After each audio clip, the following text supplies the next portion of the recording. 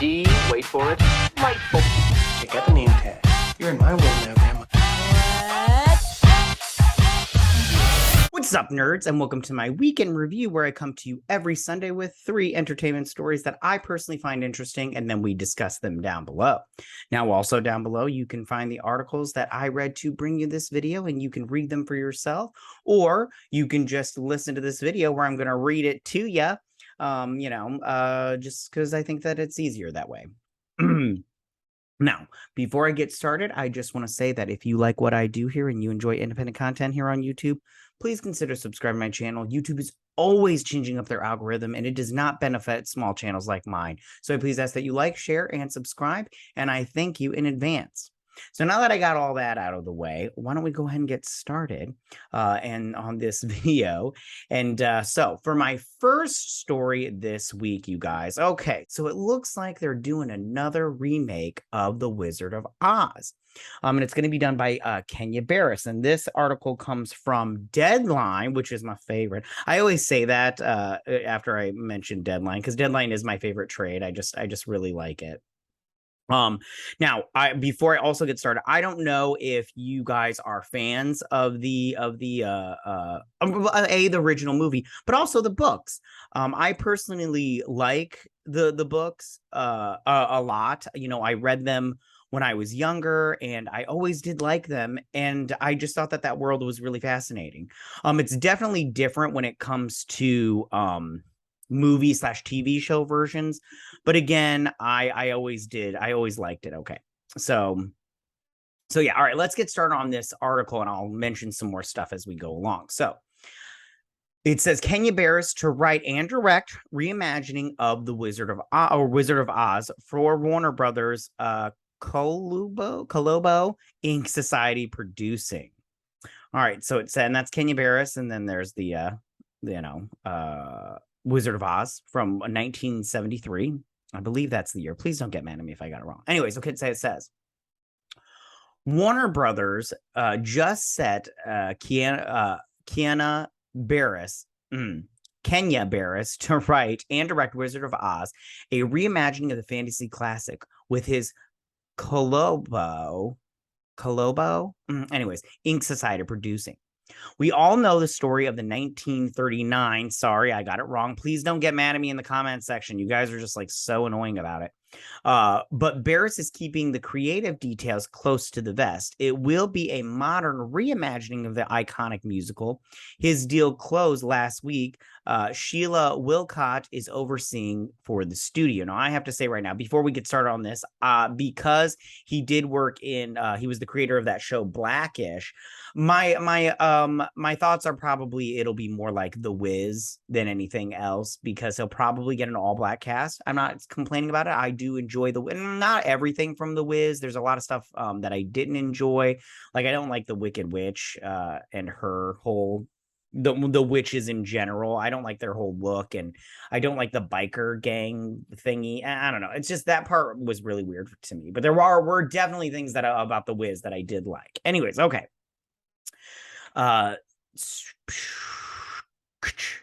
deal comes as the Blackish. Okay, so it mentions the Blackish creator is in post-production on his feature directorial debut, You People. Barris and Jonas Hill wrote the original comedy together with a slamming cast that includes Hill, Eddie Murphy, Julia Louis-Dreyfus, Lauren London, Nia Long, and David Duchovny, among others. Next month, Barris will launch Intergalactic, a television event that he co-created with Kid Cudi. Great. The first of its kind project is inspired by the Grammy winner's upcoming album of the same name and combines adult animation, music, fashion, and art to tell a story about modern Black love in New York City. Barris has been leaning more into features, including Girls Trip, which is pretty good. I enjoyed that movie. Coming to America, which I thought was not as good as the first one. I thought that it leaned too much into modern politics instead of just being a good old-fashioned fun movie. Upcoming is a remake of the sports comedy White Man Can't Jump, a feature film about comedic icon Richard Pryor that Barris is writing to direct and produce, an animated movie inspired by the songs and music of Bob Marley, and a feature-length musical about Juneteenth. That'll be rousing. That he has teamed with Pharrell Williams to produce. Let's see if they steal some more songs for that one. Barris has also expanded into podcasts and music with the launch of his Khalabo music label last year, as well as a studio ownership with BET Studios, which BET Studios is known for their quality. He is a principal partner of BET Studios. So here's the thing. As far as, this is not the first time we've seen a reimagining of the Wizard of Oz. Okay. You know, of course, we got this 1939 version. Sorry, I said 73. Calm it down, you little crazies. But we've also seen, Return to Oz, which I personally like. Then we have, they had that Tin Man miniseries, I believe it was on Sci-Fi, which I also actually kind of liked that one too. It was a little different, but I also liked it. They had that Dorothy and the Witches of Oz, which that one wasn't that great, but there were some things that I definitely liked about it. We have, we had the animated one with Tom and Jerry, and then we also had the puppets one, the Muppets. Was the Muppets? Yeah, it was the Muppets with them as and that one they had a black Dorothy like they did in The Wiz, which I mentioned before, which I just want to say I'm fine with them casting African American people. They probably won't be cool and cast a multiracial cast. He'll probably just cast all black people, which I wish he wouldn't do that, because I just feel like there's like a divide and everybody's all like, oh, I want representation, but yet then they just represent one group, and I'm all like, why don't we try mixing it up a little bit and practice what we preach and represent the world that we live in? You know what I'm saying? Throw some Asians in there, so some Hispanics in there, throw in some white people, and you're good to go. If I forgot one, I'm sorry, calm it down. And then we have coming up is Wicked, which is the prequel based off of the musical, based off of the book. The books were okay. The musical's way better. It's way more fun. And less adult, like the books are. But I don't see. Oh, and we had that one with James Franco in it, right? What was that called? Oz the Great and Powerful. I actually liked that one. It wasn't that bad. This is my whole thing on this. I love The Wizard of Oz, and I really wish they would stop doing reimaginings. I wish that they would just go back to the original, and they would just do the original, because I feel like if you did the original, just the way it's done, it's pretty good. It's pretty good. And I always enjoyed it as a younger person, and I enjoy it now. I have the books, not in here, but I have them in my office or my bookshelf downstairs. And I totally look forward to reading stuff like that to my kids. So I don't understand why we keep needing to reimagine everything. Why don't we just, make the classic and see how that works out? Maybe that's what people are hankering for, the classic.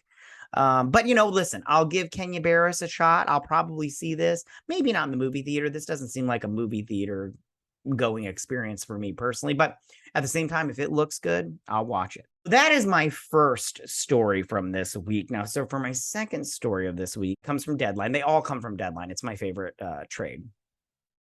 So this one is The Hunger Games, A Ballad of Songbirds and Snakes. Such a long title. They really need to shorten that down. But Viola Davis has been cast, and they say she's been cast as the villain. Yeah, and she kind of has been, and we'll talk about it, but she's the game maker, kind of like what's his face was in that in the first movie, and then he ate the berries, had to eat the berries or whatnot. Sorry, I just need a little coffee and you get pumped. But first off, before I read this article, I just want to say I love Viola Davis. I think she's great. She's so on, and this is the thing. I know people like to say like she's got like big linebacker shoulders and stuff, but I find Viola Davis very attractive. I always have, especially when she was in How to Get Away with Murder. I just always thought she was really beautiful and hot. I love it when she wears yellow. That's my favorite because I think it makes her shine more.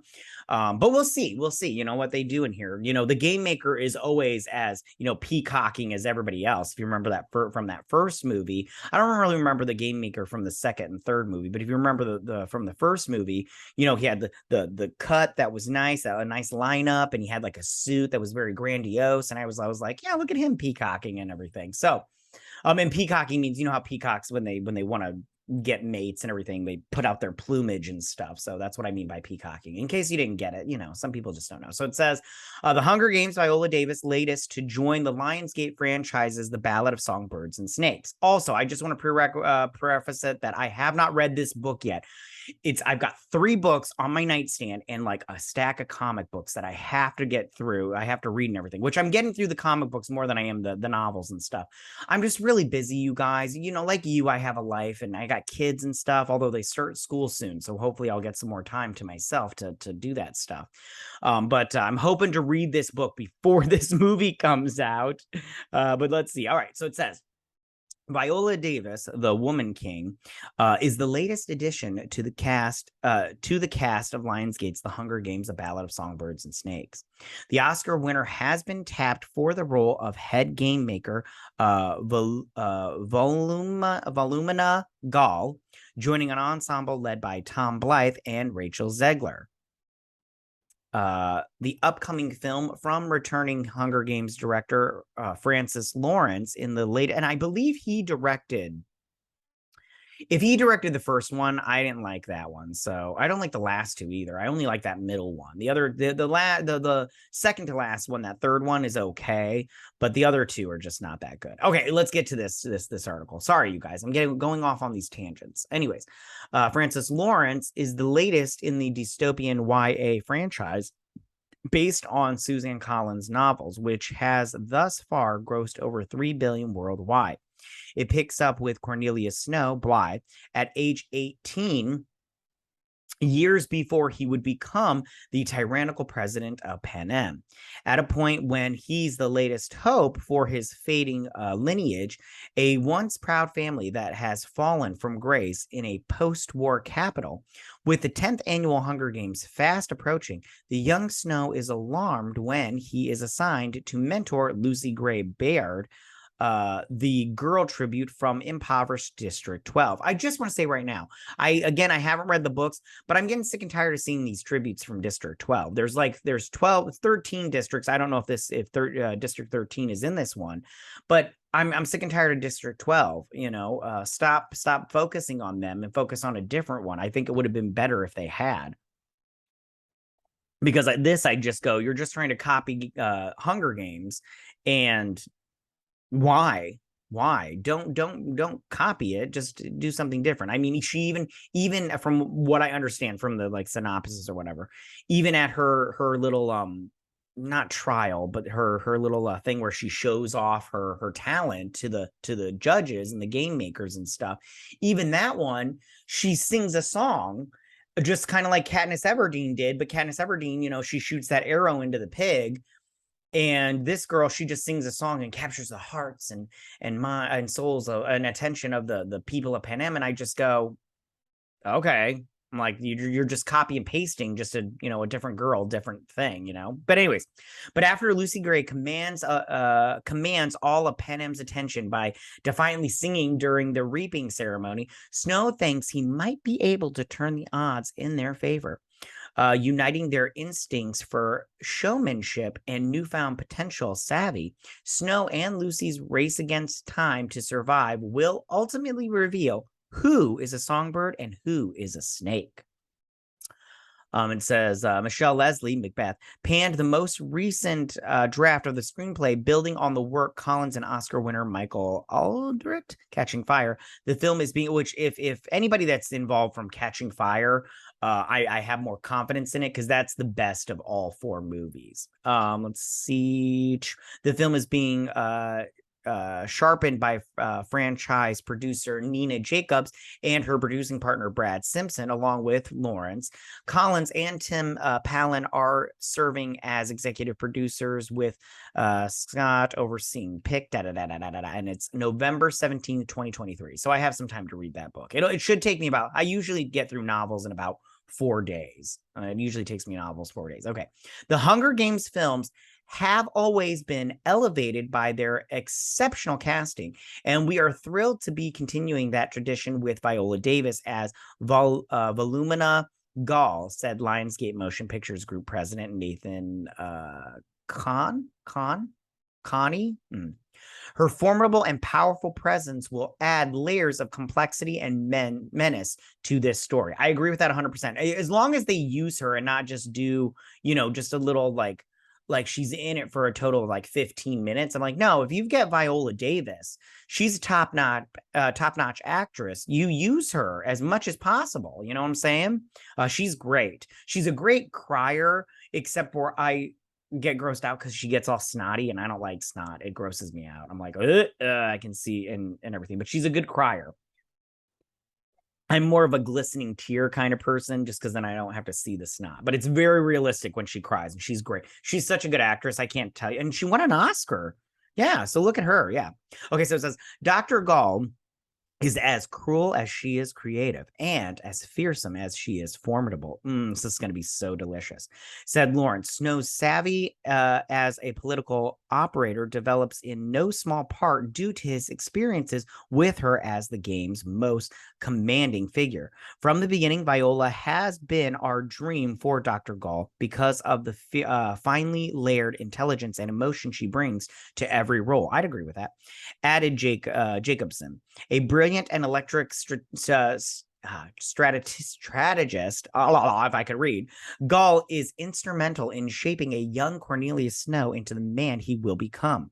We are incredibly fortunate to have an actor with Viola's extraordinary range and presence to play this pivotal role. I would agree with that. Oh, Davis won her first Oscar in 2017 for her role opposite Denzel Washington in the film Fences, and was more recently nominated in 2021 for George C. Wolfe's Mama Rainey's Black Bottom. I have to be honest with you. I love Viola Davis and I love Denzel Washington, but that Fences movie, man, it was a little bit of a snooze fest. So was Ma Rainey's Black Bottom. I was like, please let me get through this. It tells how they're represented and everything. She does have a historical, The Woman King coming out. That looks really good. I love seeing Viola Davis, with a sword and a shield and stuff and all warrior-like. She looks great. So again, I think this is a good pick for this movie, especially this role. And I want to see Viola Davis as a bad guy. She was in an episode of Law and Order not Criminal Minds. That's a whole nother show. Whatever that criminal one was, where she played a police officer, but a dirty police officer. And she did such a great job. I remember that she was talking about like the one cop played by Vincent D'Onofrio, if I could speak, was all like, I live frugally. And she's like, you don't live frugally. She's like, you wear these suits. They must cost you some money. We live frugally. I'm paraphrasing because I don't remember. And I was like, and she like just played off so great. She was so good. And that was before she was like super famous. So if I loved her then, and I remembered that before she became famous, I was like, oh my God. I was like, yeah, she was in that episode. I remember that character because I remember loving it so much. So again, I think this is great. So that is my second story of the week. So for my third and final story of the week, Neve Campbell, she's getting a starring role in a new show. She's not going to be in Scream 6 or 7. Yes, 6. Which is a shame. If she's not in that movie, I'm not going to watch it. But she's getting her own show, it looks like. So it says Neve Campbell. This also comes from Deadline. Neve Campbell to headline David E. Kelley's ABC drama series Avalon. Again, David E. Kelley, he's kind of a hit or miss for me. I do like, I don't know. I love Ally McBeal. That show, that show was on when I was a little bit younger. I can't remember. I think it was before high school, but I always loved that show. And then, and then he tried to do that Wonder Woman show, which I'm not going to lie, that pilot, I didn't think was too bad. It needed little fixer uppers, but I was like, you know what? This continued as a show. I think it could really work, but they didn't even continue it, but it's fine. All right, let's read about this. There's Neve Campbell, that beautiful lady She's on the Lincoln Lawyer right now, which I haven't watched yet, but it's on my Netflix queue. I just have to find time. That's my problem. There's never enough time, you guys. Never enough time. All right, so let's get this. Neve Campbell has been tapped as the lead of Avalon, ABC's drama series based on Michael Conley's short story from David E. Kelley, Big Sky, Big Little Lies. A&E Studios, and 20th Television, 20th Century Fox, they should say. This marks Campbell's second collaboration with Kelley, Conley, fellow Avalon executive producer Ross Feynman, and A&E Studios. She starred opposite Manuel Garcia Rolfo. I like him a lot. He's really good too. In the breakout first season of Netflix, The Lincoln Lawyer, another Kelley adaptation of Conley's work, which the two exec producers with Feynman through A&E Studios. Campbell is set to continue on The Lincoln Lawyer as a recurring guest star in season 2. Good for her. Make that money, girl. I just wish you were in Scream. Avalon, which received a straight-to-series order from ABC, takes place in the city of Avalon, Catalina Island, where LA Sheriff's Department Detective Nicole Nick Searcy Campbell heads up a small office. Catalina has a local population that serves more than 1 million tourists a year. And each day when the ferries arrive, hundreds of potential news stories enter the island. Detective Cersei is pulled into a career-defining mystery that will challenge everything she knows about herself and the island. That sounds fascinating. Who doesn't love a good murder mystery? Murdered who? Campbell's Nick is the lone detective assigned to the Catalina Island substation, somewhat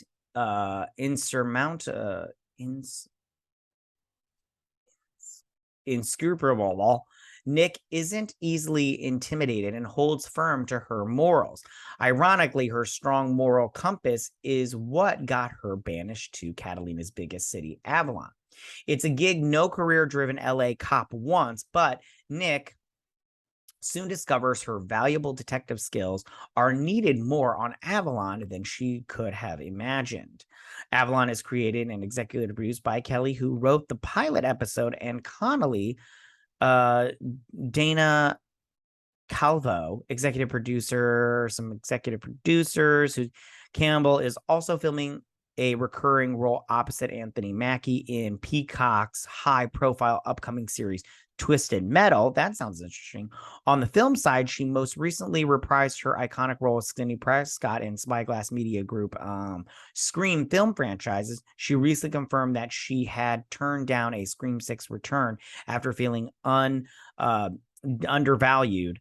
Campbell is repped by some people. Yeah, which is a bummer. They should have just, I'm sorry. She's the name and the face of the Scream franchise, so they should have got her on there. Just pay her the money. I'm sorry. This sounds interesting. I love a good detective story. You know, I love a good murder mystery. I love all that stuff. I love it when it's a murder mystery that you can go through and try to figure out who the killer is yourself. It's my biggest complaint about murder mysteries is if they don't give you, put up any little breadcrumbs or, posts to try to figure out who is the murderer. Because it's just annoying. Me as the viewer or reader or whatever, I want to be able to guess who the murderer is. And sometimes I feel like the people don't do a good job of that. But I think that this sounds fascinating. I love Neve Campbell. So I when I was younger and she was on Party of Five and in what's that movie, The Craft, and all that stuff, I had the hugest crush on her. I literally thought we were going to get married one day, even though she was like, a lot older than me at the time. But I had the hugest crush on her. So, I mean, but good for her getting, this role, getting to headline her own show. I'm happy for her, and I can't wait to see it. I'll definitely be watching it. All right, you guys, those are my 3 stories for this week. Tell me, what do you guys think about all of this? How do you feel about The Wizard of Oz getting a, another, remake and everything? Do you guys like The Wizard of Oz? How do you feel about Kenya Barris doing this remake? Do you think that he'll do a good job, or do you think he's just going to muck it up, like these other adaptations that we've seen after, the original 1939 movie? which I don't think was the first ever movie, but don't quote me on that either. I don't know. I didn't research that. But you know, and then will it be a musical, you think, like that movie? Or do you think it'll just be a straight up story? Do you think it'll have modern day politics in it, which will ruin it because politics ruins everything? Or do you think it'll be a fun, fanciful story like the books were? And it'll be beloved by everyone. I don't think it'll be beloved by everyone, and I don't think it's needed, but you know, they're, you know, people gonna do what they do. Tell me, how do you feel about Viola Davis joining the Hunger Games prequel, The Ballad of Songbirds and Snakes, as Volumina Gall, the head game maker? Do you think this is a great idea, a bad idea? If you think this is a bad idea, you're crazy bones. I think this is a great idea. Viola Davis is fantastic, and if you don't like her as an actress, I don't know what's wrong with you. You know, you may not like her, you know, as a person, but I don't know. She's never done anything that would make me dislike her as a person. But as an actress, she's fantastic, and I wish nothing but the best for her. She's going to do great, and I can't wait to see what she does in this character. And then finally, how do you feel about Neve Campbell getting her own show, like headlining this Avalon show? I don't know if the short story is anywhere online. Maybe I'll have to try to find it and read it and everything. But you know, I'm excited for her. I'll watch it for sure because I love, like I said, I love murder mysteries and everything. And I love detective stuff and all that stuff. But I love Neve Campbell. She's great. Can't get enough of her. Yeah.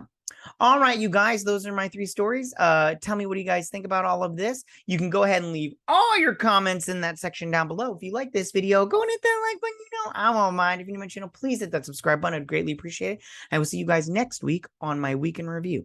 You guys have a good week. Bye. Hey nerds, if you like this video, go ahead and click that Geek What icon and subscribe. And if you like this video, go ahead and join me every Sunday with my week in review.